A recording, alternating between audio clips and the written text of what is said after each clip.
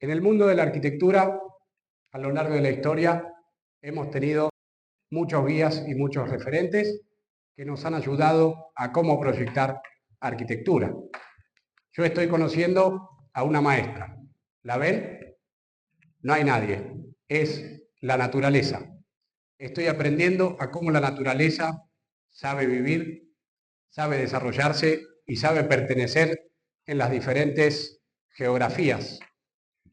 Entonces, he aquí un ejemplo de sabiduría de cómo podemos aprender de la naturaleza para poder llevar a cabo procesos proyectuales y construcciones.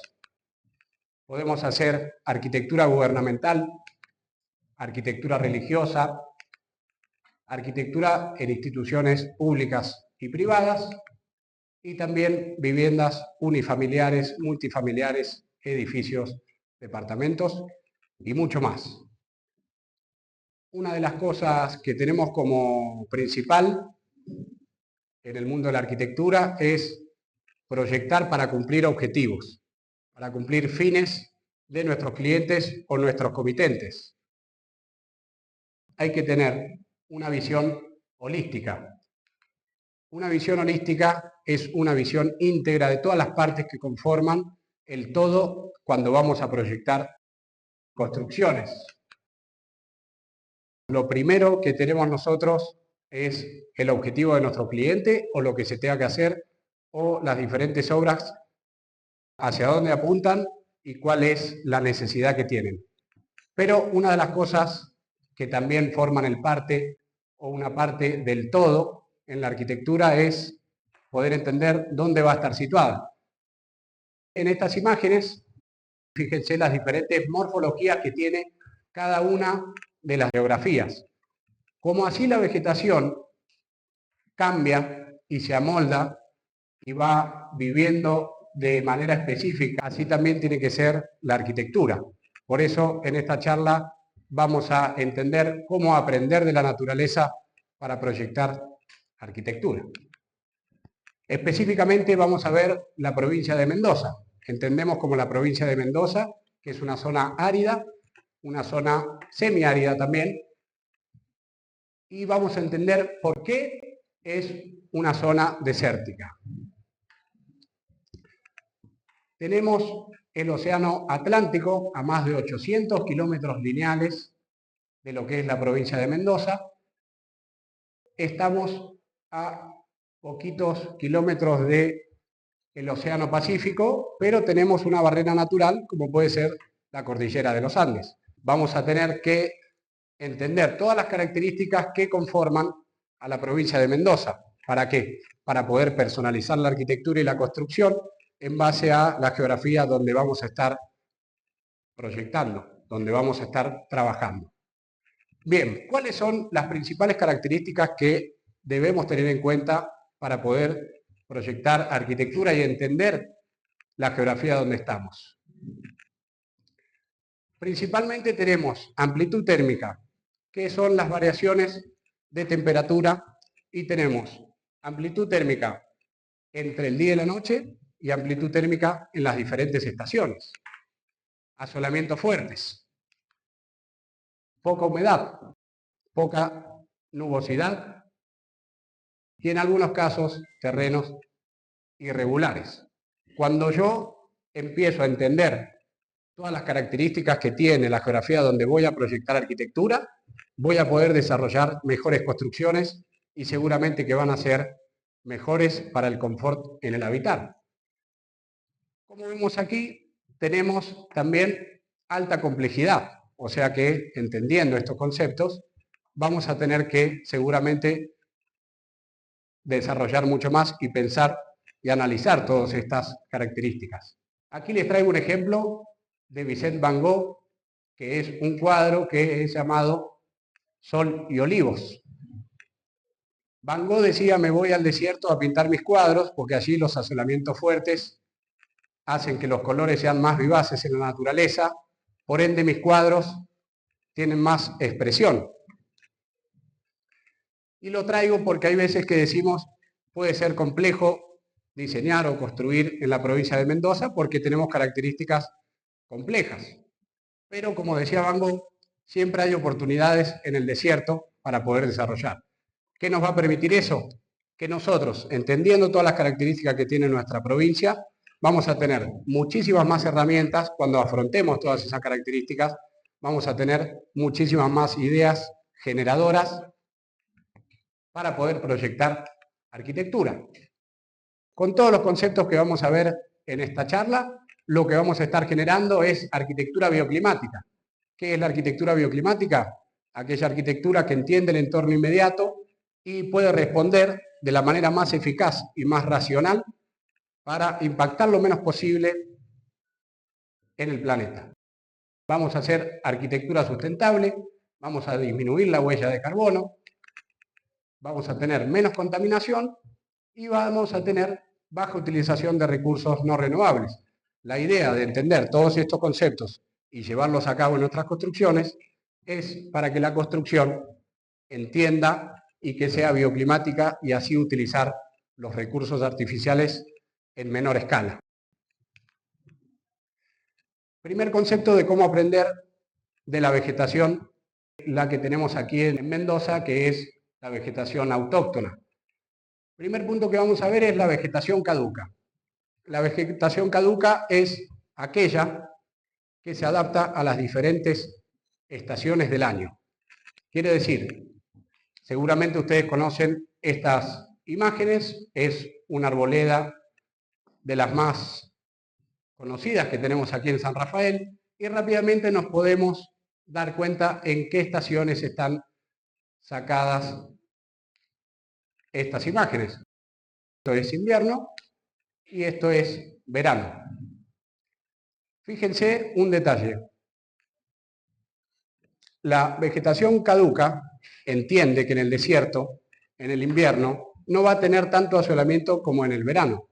Entonces lo que va a hacer es desprenderse de sus hojas para así economizar recursos. Como entiende que el asolamiento no va a ser suficiente para hacer el proceso de fotosíntesis, se desprende de sus hojas y así que ahorra. Ahorra nutrientes y ahorra agua. Y en verano, como sabe que sí puede hacer su proceso de fotosíntesis, vuelven a crecer las hojas. Principalmente, una de las principales características que tenemos aquí es que es un buen recurso utilizar vegetación caduca en nuestra provincia. ¿Por qué? Porque yo voy a tener en invierno menor follaje. Entonces, los rayos UV del sol van a penetrar más los espacios, va a pasar más el asolamiento. Entonces, lo que voy a estar haciendo es confort en el habitar. O sea, voy a subir las temperaturas. Y en el verano, cuando tengo asolamientos muy fuertes, como esta vegetación tiene todo su follaje, genera sombras. Entonces lo que nos va a dar es mayor confort en la ciudad y también si lo aplicamos a nuestros proyectos. Y les traigo un ejemplo del país de Colombia. En contraposición de la vegetación caduca está la vegetación perenne. ¿Qué quiere decir? Como en el país de Colombia las estaciones del año son muy similares y siempre tiene asolamiento, la vegetación no necesita desprenderse de su follaje. ¿Qué va a permitir esto? O sea, va a tener fotosíntesis todo el año y por ende en esos lugares van a tener sombras todo el año. ¿Por qué? Porque los asolamientos son muy fuertes. Primer punto de cómo llevamos la vegetación caduca a la arquitectura. Fíjense que la arquitectura, entendiendo cómo la vegetación se va adaptando a cada estación del año, la arquitectura así también tiene que adaptarse a las diferentes estaciones del año. Y no puede ser un artefacto fijo. Va a tener que tener dispositivos móviles, vamos a tener parasoles que se abren y se cierran, que dejan pasar la luz en invierno y se van a cerrar y no dejar pasar la luz en verano. Así también poder llegar a tener un mejor confort dentro de las viviendas. Aquí un ejemplo de cómo esto mismo se puede aplicar en espacios públicos o en plazas, que son, como pueden ver acá, artefactos móviles que se pueden sacar y poner para adaptarse a las diferentes estaciones del año. En la historia de Mendoza han existido herramientas como por ejemplo el parral de viña.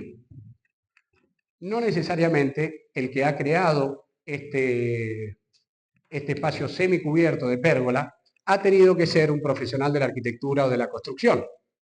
Seguramente que han sido algún individuo de la familia que salió a disfrutar del patio, a disfrutar de su terreno y del paisaje, y un 2 de enero a las 14 horas dijo, acá hay mucho sol, necesito una sombra.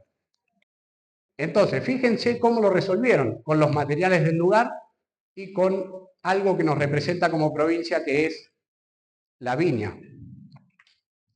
¿Qué significa esto? Que este espacio semicubierto está resuelto con tradición y con cultura. Y hasta el día de hoy lo seguimos manteniendo y lo seguimos ejerciendo de esta manera. Un detalle no menor es que algunas viñas son de hoja caduca. Entonces, esa pérgola va a ser, como lo vimos en el primer punto, de vegetación caduca. ¿Qué le vamos a generar a nuestros comitentes y a nuestros clientes o al que nos pida una construcción? Principalmente confort en el habitar. Van a ser viviendas que van a responder bien a donde están ubicadas y vamos a tener un confort en el habitar. Economía de proyecto y en la vida útil de la construcción. O sea, que voy a ahorrar recursos económicos en lo largo de la construcción y recursos económicos mientras dure esa construcción. Y que esto es una de las cosas más importantes, que nuestros usuarios, los que van a pertenecer a la arquitectura que vamos a diseñar y construir, van a estar habitando en construcciones conscientes. ¿A quién no le gustaría decir, mi casa entiende el paisaje o mi edificio está proyectado de tal manera que trata de ahorrar todos los recursos artificiales posibles? Arquitectura del sol. Entendemos que el sol tiene movimientos de traslación y de rotación. Entonces, en las diferentes etapas del año vamos a tener una altura menor del sol en el invierno y una altura mayor en el verano. Por ende vamos a tener otra angulación en invierno. Se puede ver cómo el rayo UV del sol entra y penetra en ese espacio habitable. ¿Esto qué va a pasar? Va a hacer que los espacios nuevamente sean más confortables y seguramente que solo por cómo está proyectada la vivienda va a tener mejor confort. Los aleros que nosotros proyectemos tienen que estar calculados y teniendo en cuenta la altura que va a tener la vivienda, y también hay que tener en cuenta los aventanamientos. ¿Para qué? Para poder aprovechar, entendiendo el sol, cómo va a estar en cada estación del año. Cuando yo lo entiendo, lo usamos a nuestro favor y podemos proyectar aleros, vamos a tener en cuenta los aventanamientos y las alturas de las construcciones. Aquí algunos ejemplos de algunos que pueden ser esos aleros. No solo que los aleros van a ser también, se pueden utilizar para generar espacios semicubiertos, agradables para estar en el exterior y con sombra, sino que también van a proteger nuestras paredes exteriores, por ende vamos a tener mayor confort dentro de las viviendas y en el inmediato como puede ser nuestro patio o nuestro terreno. Son espacios que se empiezan a generar, que son intermedios entre el adentro y el afuera. Para entender el sol también hay que entender que el sol sale del este y se esconde en el oeste. Entonces, los parasoles o los dispositivos que vamos a tener que tener hacia el este y al oeste van a ser verticales, como en esta imagen. Ven que van de piso a techo. Y después, entendiendo el recorrido del sol a lo largo del día, lo que vamos a hacer es tener aleros horizontales que nos cubran del norte, que el sol está en lo más alto del día y lo más perpendicular al plano de la Tierra. Y aquí algunos ejemplos de cómo esos aleros pueden utilizarse al norte, que también, como vemos aquí, son espacios habitables y son confortables para el día a día. Arquitectura vernácula. ¿Cómo se empieza con la arquitectura y construcción? ¿Cómo empiezan a ser espacios habitables? ¿Para qué? Para cubrirse de todos los peligros que hay en el día a día, como pueden ser los animales o las contingencias climáticas que tengamos en el lugar. Esto seguramente todos lo conocemos, es el Cañón del Atuel.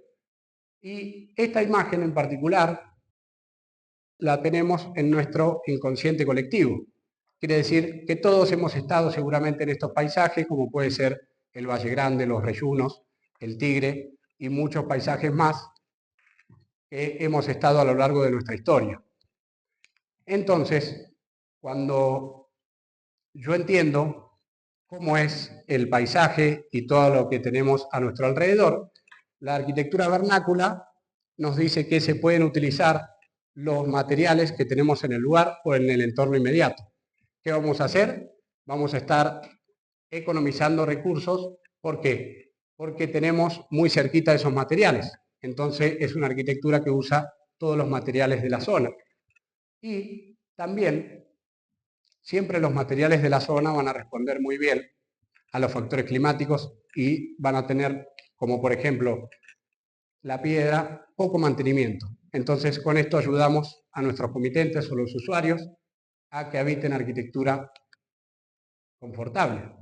Y otra de las cosas más importantes es que cuando nosotros utilizamos materiales en la construcción que son del lugar, lo que vamos a estar generando para el usuario o el que habite esa arquitectura es un estado de pertenencia, porque en nuestro inconsciente tenemos esas montañas, tenemos esa piedra.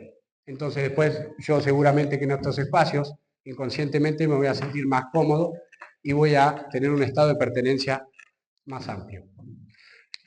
También la arquitectura vernácula a veces se mimetiza y entiende cómo es el paisaje y aquí en esta imagen lo han resuelto con colores opacos, con colores que se mimetizan y esto es un ejemplo de cómo disipar los asolamientos. Otra de las características principales es aceptar lo que es nuestro, aceptar el paisaje que tenemos, que en general la vegetación puede ser una vegetación opaca, grisácea y colores amarronados que puede tener la tierra. Cuando yo entiendo este concepto, en general cuando descubrimos algún terreno donde vamos a construir y tiene esta vegetación autóctona que responde bien por sí sola a lo que es el desierto, lo ideal es poder promediar o dejar esa vegetación.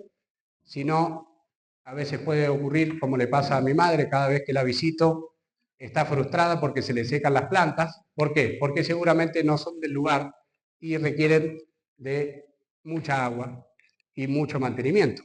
Entonces es un buen recurso aceptar nuestro paisaje y dejar lo más natural posible. Arquitectura orientada. Esto es la planta carilla, una flor que nos representa como provincia. Un detalle que está muy bueno de esta planta es que a medida que va creciendo se va posicionando de este a oeste, porque entiende que esos asolamientos son más suaves. Si se posicionara hacia el norte, sufriría seguramente de deshidratación. Entonces fíjense cómo la vegetación entiende dónde está ubicada y las características que tiene para adaptarse y poder sobrevivir a algo como una zona semidesierta. Entonces, lo que nos está diciendo la jarilla es la arquitectura tiene que orientarse, tiene que tener los 4 puntos cardinales para entender y así responder de la mejor manera al desierto. Esta vivienda es una vivienda que está proyectada por nosotros en nuestro estudio. Esta vivienda, por supuesto, principalmente responde muy bien al objetivo que tenía nuestro cliente para cumplir y responde muy bien a su día a día y los gustos que tiene y de qué manera quiere vivir una vez que esta vivienda esté construida. Principalmente es responder al objetivo de nuestro cliente y inmediatamente tendría que venir a entender el paisaje donde se va a ubicar. La zona pública de esta vivienda está orientada al norte. ¿Por qué? Porque en la zona diurna vamos a tener siempre luz natural. La luz natural es lo mejor que nos puede pasar en las viviendas. No tenemos que hacer uso de la electricidad para tener espacios iluminados. Se posiciona desde el este al oeste este espacio diurno. Y fíjense cómo recién lo que veníamos trayendo es los parasoles, esto es un tamiz o es una pared que va a tamizar un poco algunas luces del este, pero fíjense cómo la cocina se posiciona hacia el este, porque es el punto donde sale el sol. Entonces yo a la mañana, seguramente que lo primero que voy a hacer es ir a la cocina a prepararme el desayuno o preparar el almuerzo. Entonces lo que voy a hacer es despertarme con el asolamiento de la mañana. ¿A quién no le gustaría eso? Por supuesto que hay algunos que quizás no lo quieren de esa manera. Aquí, esta es la zona nocturna que está hacia el sur.